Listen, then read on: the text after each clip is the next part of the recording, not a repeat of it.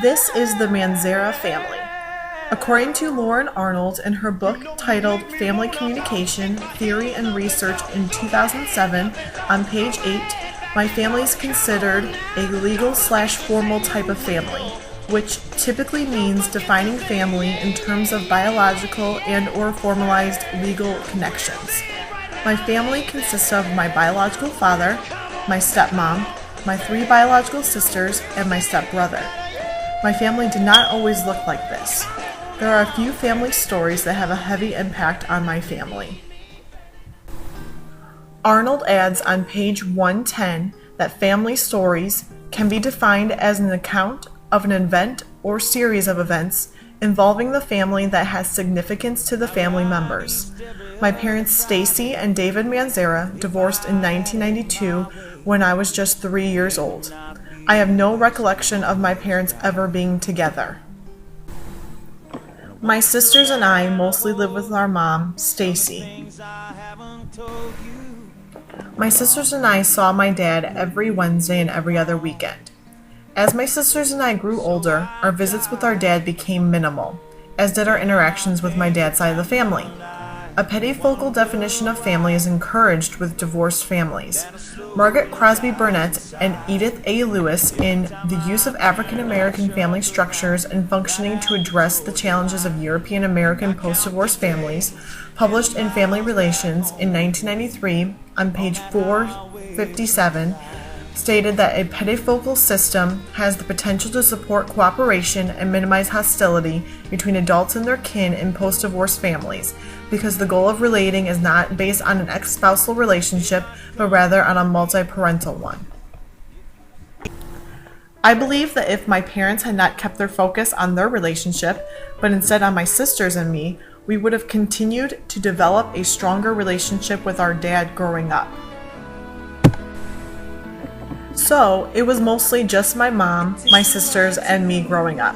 I lived with my mom my entire life until I turned 20. My mom and I had a very close relationship. A family story that is constantly told is how I never left my mom's side as a child.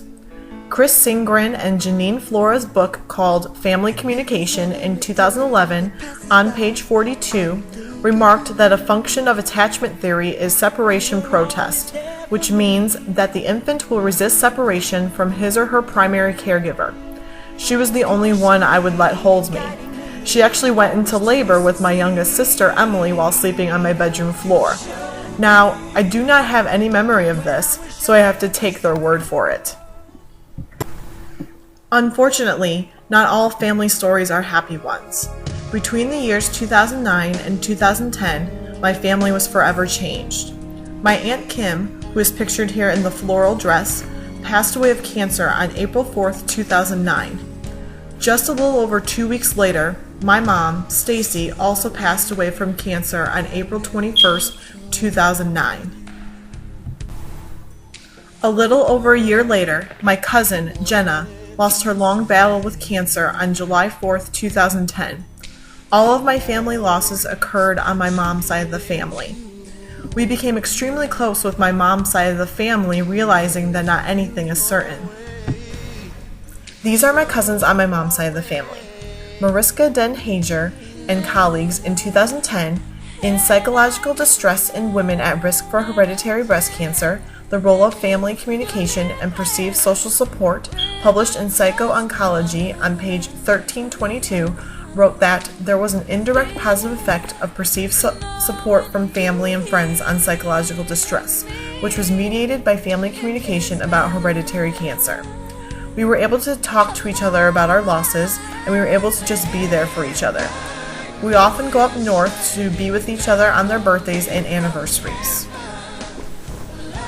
I am incredibly thankful to have my sisters, Katie, Rachel, and Emily. Some of my favorite stories are with them. One that comes to mind was when we acted out our favorite movie, Spice World, all the time, all day. There really are too many memories with my sisters to even count. And during our difficult losses, I mostly turned to them for support. This is my oldest sister, Katie. We have become closer than ever within these past few years. She graduated as a communication major, as will I. Shortly after my mom's passing, Katie moved back home from Grand Rapids to be closer to us. In Kevin Lehman's book, The Birth Order Book, Why You Are the Way You Are, in 2009, on page 78, he describes that firstborns typically are serious, goal-oriented, achieving, people-pleasers, and believers in authority. She's always been goal-oriented and has helped me to work hard. One thing that we have in common is our highly competitive nature, especially when it comes to sports. This is the second-born, my sister Rachel. Both Rachel and I are considered the middle-born children. She took on the toughest role when my mom was sick and after her passing. Arnold explains on page 68 that it is through communication that we learn family roles, and it is through behavior, which is communicative, that we enact them. Since my oldest sister, Katie, was 3 hours away, Rachel took on the role of being the leader and nurturer of my sister Emily and me. The quality that I most admire about her is her strength. It was I, the third-born child, who possessed more of the characteristics and roles of a middle-born. Lehman also explains on pages 159 to 160 that the third-born girl was shy, a peacemaker who didn't want anyone in the family to be fighting or mad at one another. This has been my role since I can remember, because I like harmony. Shyness was always a quality that I possessed, although I do believe that I am coming more out of my shell as I grow older. This is my youngest sister, Emily. Emily and I have lived with each other our entire lives. We were very mean to each other and vicious to each other as kids. Now she is one of my best friends. She is one of the funniest and most charming people that I know. Sometimes our conversations consist mostly of movie quotes, especially Will Ferrell movies. Lehman also adds on page 168 that the family clown or entertainer is likely to be the last born. This description fits Emily exactly.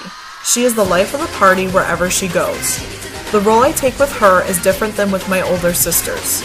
Sandra Cisneros' book, The House on Mango Street, written in 1984, on page 8, states that, and since she comes right after me, she is my responsibility.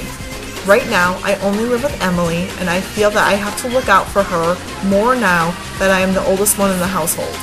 I am very thankful that I have sisters that I am close with and have forever best friends. After my mom passed away, we moved in with my dad. He really stepped up when my mom was sick. He retired from his job to be with us and help us in any way that he could. My sisters and I do not have the best relationship with our dad, but it is something that we are trying to work on. One of the qualities that I most admire about my dad is his work ethic. He is one of the hardest working people that I know. He also has the ability to fix anything that could possibly break in a house. I get my sense of humor from my dad. We both love watching Family Guy and Everybody Loves Raymond, just to name a few. I know my dad is there for me and supports me whatever I do. I would do anything for him and I love him. Ever since we moved in with my dad, we've become even closer than ever before with my dad's side of the family. We even have a favorite family movie, National Lampoon's Christmas Vacation, which we quote in casual conversation with each other every time we see each other. On my dad's side of the family, we have a few different kinds of traditions. Arnold states on page 108 that traditions are more personalized events that a particular family group enacts. Every Christmas, the entire family takes place in a beer pong tournament that is in my dad's basement. My dad's side of the family also figuratively bleeds maize and blue. They are die-hard Michigan fans. I have several cousins who went to the University of Michigan. Every New Year's Day, despite us being a little tired, we get together and watch the football games, and it is mandatory that you wear Michigan apparel.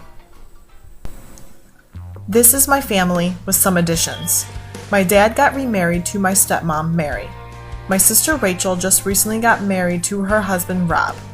My oldest sister Katie just recently got engaged to her fiancé, Scott. I have a stepbrother, Daniel, who recently married his wife, Anna. I also have two nephews, Noah and Luke, that I love. I cannot wait to see how our family will continue to grow. Although we have had a lot of loss in my family, I am very thankful to have the family that I have, and I love them very, very much.